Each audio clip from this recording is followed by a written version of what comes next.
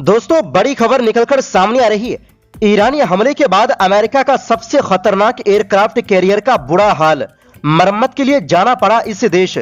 और इसी बीच ईरान में सत्ता परिवर्तन चाहते थे डोनाल्ड ट्रंप, लेकिन अमेरिका में 90 लाख लोग ट्रंप के खिलाफ उतरे सड़कों पर, हर तरफ बवाल। अगली खबर में आपको बताएंगे ब्लैक सी में तुर्की सेना का बड़ा ऑपरेशन, सैकड़ों खतरनाक चीजों को किया खत्म।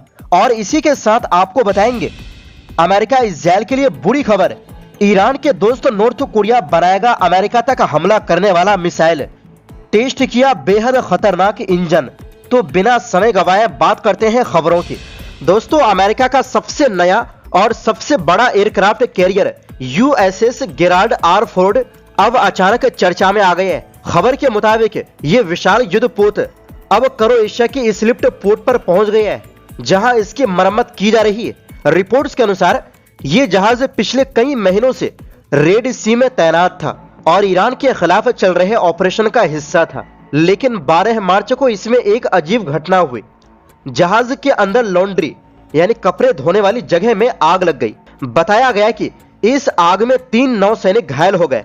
करीब 200 सैनिकों को धुएं की वजह से इलाज देना पड़ा और लगभग 100 बेड यानी जहां सैनिक सोते हैं वो भी प्रभावित हुए। लेकिन इस कहानी पर ईरान ने सीधा सवाल खड़ा कर दिया है।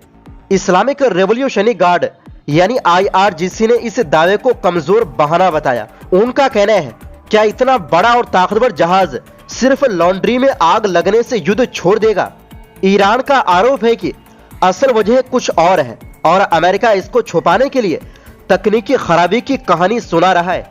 उन्होंने इसे बेइज्जती भरा पीछे हटना तक बता दिया।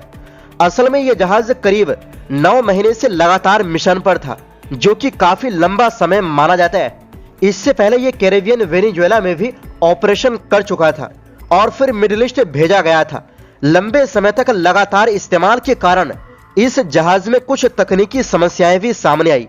खासकर इसमें मौजूद लगभग 650 टॉयलेट बार बार खराब हो रहे थे, जिससे जहाज पर मौजूद कर्मचारियों को परेशानी हुई।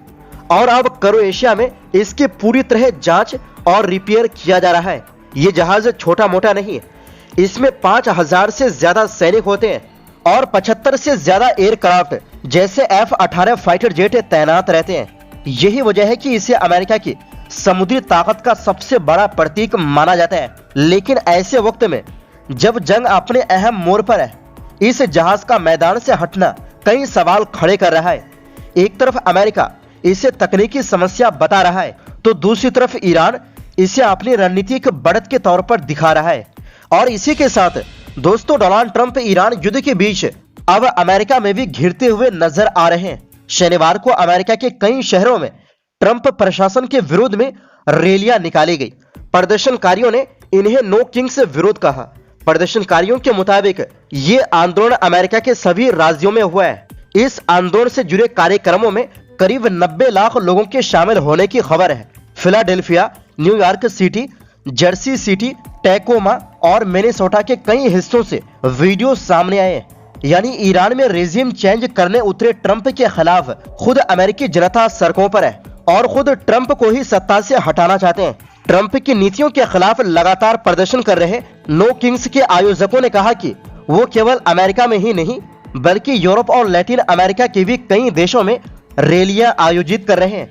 इस प्रदर्शन को प्रमुख रूप से संभालने वाले ली ग्रीनबर्ग ने मीडिया से बात करते हुए कहा कि ट्रंप प्रशासन द्वारा उठाया जा रहा कदम सिर्फ डेमोक्रेट्स को ही नहीं बल्कि हर व्यक्ति को परेशान कर रहे हैं। इनकी हरकतों से बड़े और छोटे से छोटे गांव के लोग भी परेशान हैं। इनकी हरकतें हद पार कर रही है। इस प्रदर्शन का असर सबसे ज्यादा अमेरिका की राजधानी में देखने को मिला। यहाँ पर प्रदर्शनकारियों ने लिंकन मेमोरियल से नेशनल मॉल तक मार्च निकाला। इसके साथ ही उन्होंने पुट डाउन द क्लाउन और regime change begins at home के नारे भी लगाए और नो किंग्स के पोस्टर लहराए। न्यूयॉर्क सिटी में न्यूयॉर्क सिविल लिबर्टीज यूनियन की डोन्ना लिबरमैन ने ट्रंप प्रशासन की कड़ी आलोचना की। उन्होंने कहा, वो चाहते हैं कि हम विरोध करने से डरें, लेकिन वो गलत है, पूरी तरह गलत। उन्होंने ट्रंप को देश का बुली इन चीफ भी बताया और कहा कि मिनियापोलिस के लोगों ने खुद को राजा समझने वाले को पीछे हटने पर मजबूर किया। वहीं दूसरी ओर दोस्तों, काला सागर में बड़ा एक्शन सामने आया है। तुर्की रक्षा मंत्रालय ने बताया कि उनकी सेना ने अब तक 275 संदिग्ध चीजों को खोज कर नष्ट कर दिया है, जिनमें समुद्री बारूदी सुरंगें, आत्मघाती ड्रोन और बिना चालक वाले समुद्री हमलावर वाहन शामिल है। मंत्रालय के मुताबिक ये ऑपरेशन ब्लैक सी में लगातार चल रहा है, जो 2022 में रशिया यूक्रेन वार शुरू होने के बाद से और तेज किया गया था। उस युद्ध के चलते समुद्र में कई खतरनाक हथियार और माइन तैरते हुए पाए गए, जो जहाजों और सुरक्षा के लिए बड़ा खतरा बन गए थे। तुर्की ने बताया कि उसने रोमानिया और बुल्गारिया के साथ मिलकर 2024 में एक खास माइन काउंटर टास्क फोर्स बनाई, जिसका काम इन खतरों को खत्म करना है। अब तक के ऑपरेशन में 275 संदिग्ध ऑब्जेक्ट पकड़े गए, जिनमें 10 माइन, 8 आत्मघाती ड्रोन और 11 समुद्री ड्रोन शामिल थे। इन सभी को स्पेशल फोर्स की मदद से नष्ट कर दिया गया। इसके लिए तुर्की ने बड़ी ताकत झोंक रखी है। फ्रिगेट, पनडुब्बी, पेट्रोल जहाज, हेलीकॉप्टर, ड्रोन और माइन खोजने वाले खास जहाजों का इस्तेमाल किया जा रहा है। इतना ही नहीं, इस पूरे ऑपरेशन में अब तक 28,000 घंटे से ज्यादा समुद्र में गश्त हो चुकी है और 1500 से ज्यादा हवाई मिशन, 7,700 घंटे से ज्यादा की उड़ान हो चुकी है।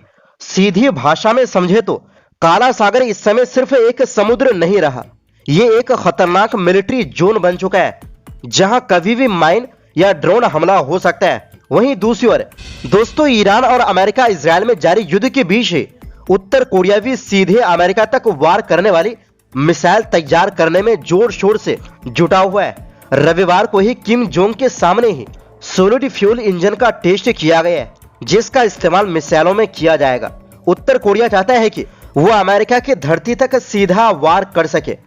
Korean central news agency KCNA के मुताबिक उत्तर कोरिया के नेता किम जोंग ईरान पर हमले को लेकर अमेरिका और इजराइल पर भड़के हैं। उन्होंने अपने भाषण में अमेरिका को आतंकवादी तक कह डाला। दरअसल उत्तर कोरिया ने जिस इंजन का टेस्ट किया है, वो 2500 किलो टन का पेलोड ले जा सकता है। सितंबर महीने में भी उत्तर कोरिया ने ऐसी ही एक इंजन का टेस्ट किया था, जिसमें 1900 किलो टन भार ले जाने की क्षमता थी। जानकारों का कहना है कि उत्तर कोरिया अमेरिका को सीधी चुनौती देता है और इसीलिए वो अपनी सैन्य शक्ति बढ़ाने में लगा है। उत्तर कोरिया चाहता है कि वो सीधा अमेरिका तक हमला करने में सक्षम हो जाए। KCNA ने ये नहीं बताया कि ये टेस्ट कहां और कितने बजे किया गया। उत्तर कोरिया 5 साल का एक सैन्य शक्ति अभियान चला रहा है। इसका उद्देश्य परमाणु क्षमता इंटरकॉन्टिनेंटल बैलिस्टिक मिसाइल तैयार करना है। हाल के सालों में नॉर्थ कोरिया ने ऐसे कई हथियारों का टेस्ट किया है, जो अमेरिका के मेन लैंड तक हमला कर सकते हैं। एक्सपर्ट का मानना है कि इंजन की ताकत बढ़ाने का मकसद एक ही मिसाइल में ज्यादा हथियार लगाना है, ताकि अमेरिका की रक्षा प्रणाली को आसानी से पार किया जा सके। KCNA के मुताबिक किम जोंग ने कहा कि नया इंजन टेस्ट देश की सैन्य ताकत को और मजबूत करने में बहुत अहम है। पिछले कुछ सालों में उत्तर कोरिया ने कई तरह की इंटरकॉन्टिनेंटल बैलिस्टिक मिसाइल का भी परीक्षण किया है, जो अमेरिका तक पहुंचने की क्षमता दिखाती है। इनमें ठोस ईंधन वाली मिसाइलें भी शामिल हैं, जिन्हें लॉन्च से पहले पकड़ना ज्यादा मुश्किल होता है। तो दोस्तों, फिलहाल के लिए इस रिपोर्ट में बस इतना ही। फिर मिलते हैं एक नई रिपोर्ट्स के साथ।